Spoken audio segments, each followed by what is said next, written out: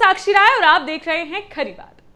जनप्रतिनिधि और नेता आपकी कसौटी पर कितने खरे उतरते हैं, उनकी क्या योजनाएं हैं, अपनी पार्टी और विपक्ष के बारे में क्या है उनके विचार, सरकार के कामों और योजनाओं को देखते हैं वे किस नजरिए से, इन सवालों और उस पर मिले जवाब को लेकर हम लाते हैं ऐसी ही शख्सियत को आपके समक्ष हमारे कार्यक्रम आमने सामने में। झांसी के युवाओं के दिलों पर राज करने वाले, समाज सेवा में लगातार सक्रिय और झांसी विधानसभा क्षेत्र से समाजवादी पार्टी के टिकट पर 2012 में प्रत्याशी बनकर शानदार प्रदर्शन करने वाले असफान सिद्दीकी जी से।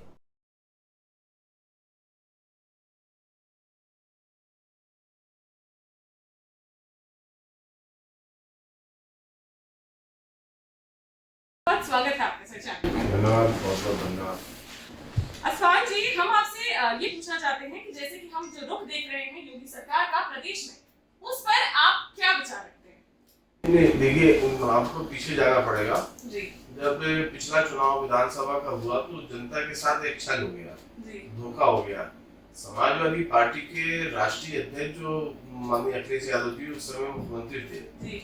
और उन्होंने विकास के जो काम किए हैं, जैसे झांसी में अभी आपने देखा होगा सीपीडी का ओवरब्रिज जी जी, ये माननीय राष्ट्रीय अध्यक्ष जी उस समय मुख्यमंत्री थे, अपने शासनकाल में काम पूरा करा दिया था जी। और लेकिन केंद्र सरकार के नियमों के चलते वो अब चालू हुआ। इसी तरह आपने मेडिकल कॉलेज में कोरोना का जो सबसे ज्यादा इलाज हुआ है वो उसी जगह पे हुआ है जहाँ पे उन्होंने 500 बेड बढ़वाए थे।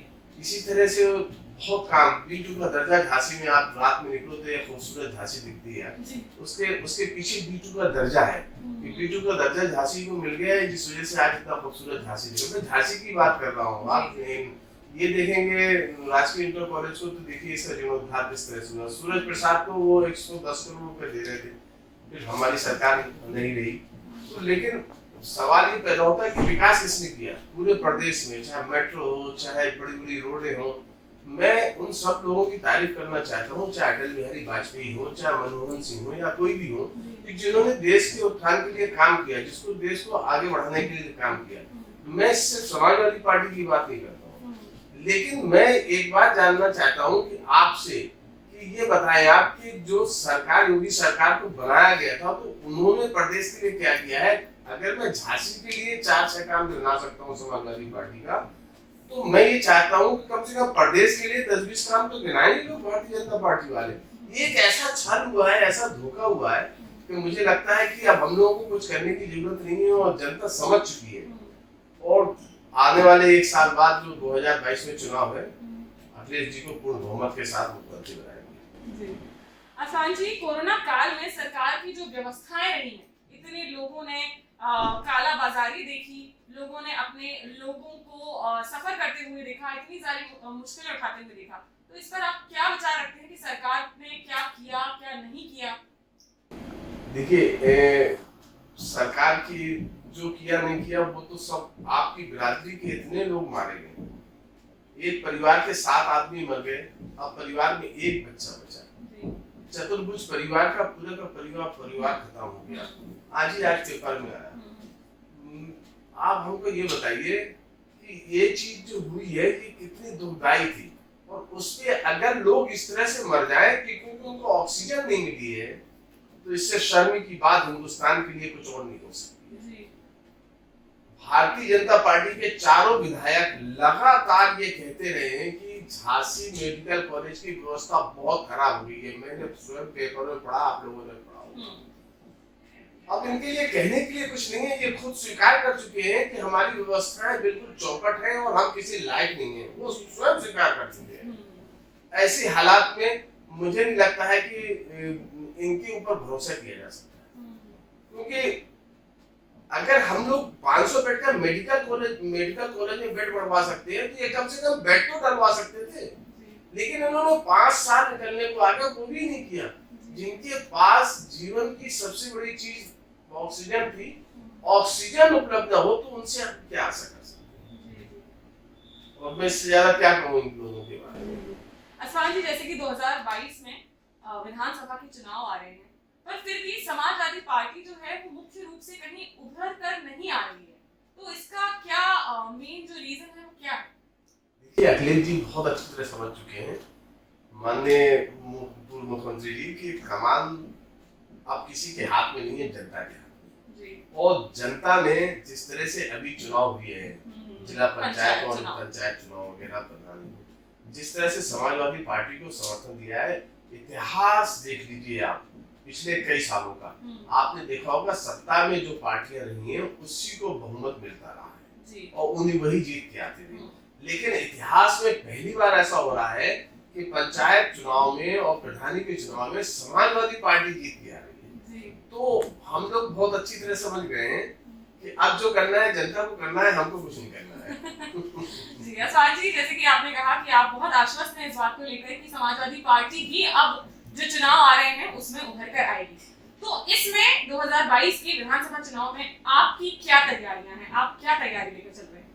देखिए, हम लोग इस बात से पूरी तरह से तैयार है कि माननीय अखिलेश जी के जिस किसी व्यक्ति के लिए आदेश होगा कि उसको चुनाव लड़ाना है, जो भी प्रत्याशी घोषित होगा, हम लोग उनकी तैयारी इस तरह से करेंगे कि हमारी बूथ कमेटियां स्तर पर तैयारी है, हम लोगों ने बूथ कमेटियां पूरी तैयारी कर रखी है और जहाँ पे हमको कौन से कार्यकर्ता किस तरह से काम करना है वो पूरी तैयारी है।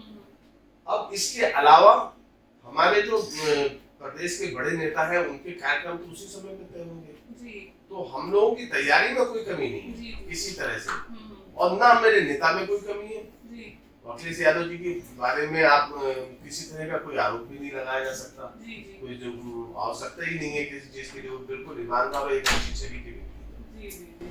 आसवान जी, जैसे कि हम देखते आ रहे हैं काफी समय से कि झांसी विधानसभा क्षेत्र जो है इसमें मोस्टली ज्यादातर जो है ब्राह्मण ही जीतते आ रहे हैं, पर मुस्लिम को कभी भी उभर कर जो है दायित्व नहीं मिल रहा है, उनको नहीं, मतलब वो कभी जीत पा रहे हैं, मुख्य रूप से कहीं उभर नहीं पा रहे हैं, तो इसका आप क्या रीजन मानते हैं? देखिए, शहरी क्षेत्र है और ये भी सत्य है कि जो है तो मुसलमान यहाँ पे कभी जीत नहीं पाया, लेकिन हमको जब चुनाव के लिए माननीय अखिलेश जी ने टिकट दिया तो हम 40,000 वोट पाए, और उस समय के इतिहास में कभी किसी भी मुस्लिम प्रत्याशी की तरह वोट और समाजवादी पार्टी के किसी प्रत्याशी की तरह वोट नहीं मिला था। और हमारे साथ सबसे बड़ी दिक्कत क्या है शहरी क्षेत्रों में, कि हम लोगों को एक तरीके से इस पार्टी को गांव की पार्टी कह दिया गया कि ये लोग जो है तो गांव के लोग हैं, गांव के हिसाब से चलने वाले लोग हैं, और गांव में माननीय मुलायम सिंह यादव जी ने एक किसान के बेटा थे और वो लगातार गांव के ऊपर बहुत ध्यान दिया। आपने देखा होगा कि बड़े बड़े डैम, बड़े बड़े पुलिस ये गाँव की तरफ ले गए, तो ये भी एक हम लोगों की बात थी। दूसरी बात, मुझे ये कहने में बिल्कुल भी भ्रम नहीं हो रहा है कि शायद समाजवादी पार्टी ने झांसी के अंदर, नगर के अंदर अपना इतनी मेहनत नहीं करी जिससे कि हम जीतने की स्थिति में होते। लेकिन अब हम जब 40,000 तक पहुंचे हैं तो 60-70 हजार तक भी पहुंचेंगे। आशा करते हैं कि इस बार हम लोग सब मेहनत करके विधानसभा प्रत्याशी जिताने का प्रयास करेंगे। आसवान जी, एक सवाल मैं आपसे ये रखना चाहती हूँ कि जैसे कि हम एक बहुत अच्छे नेता, बड़े नेता को जानते हैं यहाँ के, जो पहले सपा में थे और अब भाजपा में शामिल हो चुके हैं, उनका ये कहना है कि जो समाजवादी पार्टी है, जैसे कि आपने कहा कि वो गांव की पार्टी मानी जाती है, गांव के लोगों से उनका काफी जुड़ाव रहता है, तो सैफई जो है उसको बहुत ज्यादा चमका दिया गया, हवाई अड्डे बना दिए गए, इतना सुंदरीकरण उसका कर दिया गया, लेकिन उसी के साथ आसपास के जो इटावा के गांव है उसमें इतना सुंदरीकरण नहीं हुआ, उसमें लोगों के पास अच्छे से रोडें भी नहीं है, तो इसका क्या कारण है? क्या इसमें कुछ सच्चाई है? देखिए, मैं सैफई तो गया हूँ और आपकी बात ये बिल्कुल सत्य है कि बहुत अच्छा सैफई बना है, शहर से ज्यादा सुंदर बना है, और उसके आसपास के गांव में मैं नहीं गया तो मैं नहीं कह सकता कि गांव में क्या काम हुआ नहीं हुआ। लेकिन मैं एक दो बातें हैं, एक बात यह है कि अगर कोई व्यक्ति अपने क्षेत्र को चमकाता है तो इसमें बुरा मानने की बात नहीं है। मैं जब चुनाव हारने के बाद मैं अखिलेश जी के पास हाथ जोड़ के खड़ा हो गया कि हमको ओवरब्रिज चाहिए, हमको B2 का दर्जा चाहिए, हमको मेडिकल कॉलेज में 500 बेड चाहिए, हमको राजकीय इंटर कॉलेज की जीर्णोद्धार चाहिए। तो हम जब हारने के बाद ये प्रयास कर सकते हैं तो फिर जो मुख्यमंत्री है वहाँ का, इतने सालों से उनके पिताजी और अगर वो कुछ नहीं करते तो आज आप मुझसे ये सवाल जरूर पूछेंगे कि उन्होंने अपने क्षेत्र के लिए नहीं किया तो आप क्या करेंगे। रही गाँव की बात, तो रामनगर घाट पे पुल जो बना आज से मुलायम सिंह यादव जी ने आज से करीब 20 साल पहले बनवाया था।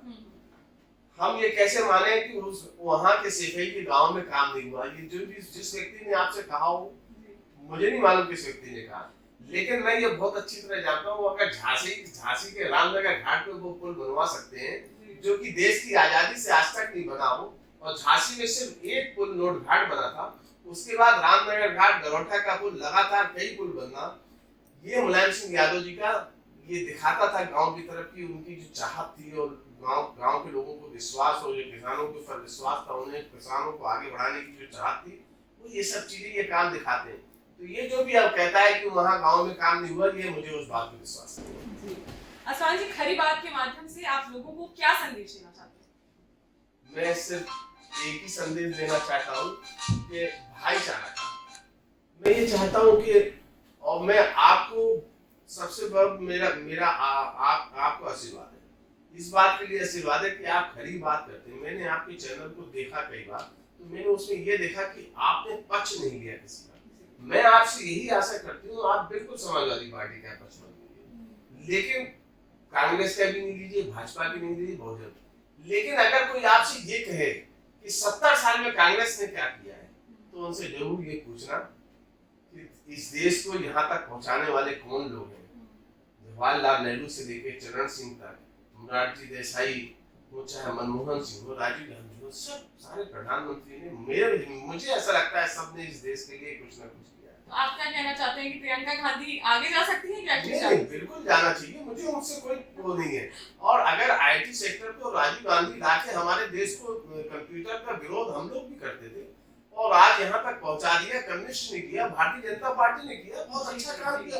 अच्छे काम को तो हमको प्रोत्साहन देना चाहिए। अटल बिहारी वाजपेयी ने अगर 4 वे रोड बनवाया है, तो आज हम उसको नकारते हैं? हमको बिल्कुल नहीं नकारना चाहिए, ये स्वीकार करना चाहिए कि हमारा स्ट्रक्चर मजबूत होगा तो देश आगे बढ़ेगा। अगर इसी तरह से अखिलेश जी अच्छा काम करते हैं, तो मैं स्वीकार करूंगा कि अखिलेश जी देश के प्रधानमंत्री बने, है ना। अगर मोदी जी ने कोई काम किया है तो वो बताएं उनको, और समय मिले। अगर योगी जी ने कुछ किया है तो उनको दोबारा बनना चाहिए, लेकिन उनके पास कुछ बताने के लिए नहीं है। मैं आपसे ये निवेदन जरूर करूंगा कि जब आप भाजपा के पास जाओ तो उनसे जरूर पूछो कि क्या किया है आपने सिर्फ 2 लोगों को लड़वाने का काम किया है या भाईचारा रखने का? ये धोखा कब तक? अब नहीं जनता सहने वाली है। मैं जानता हूँ बहुत अच्छी तरह, मैं समझ चुका हूँ कि अब जनता में विश्वास हो गया, समझ चुका है।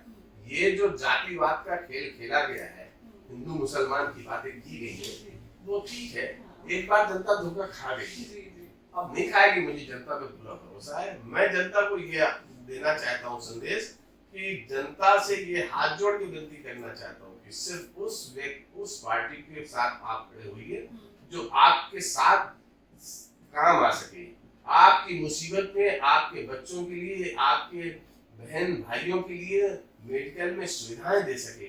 हमारी सबसे बड़ी जरूरत आज जो है तो स्वास्थ्य की है, जो आपके साथ स्वास्थ्य में काम आ सके, आपके देश को आगे बढ़ाने वाले व्यक्तित्व के साथ आप। धन्यवाद करते हैं आसमान सिद्दीकी जी का, जो हमारे साथ खरी बात में जुड़े।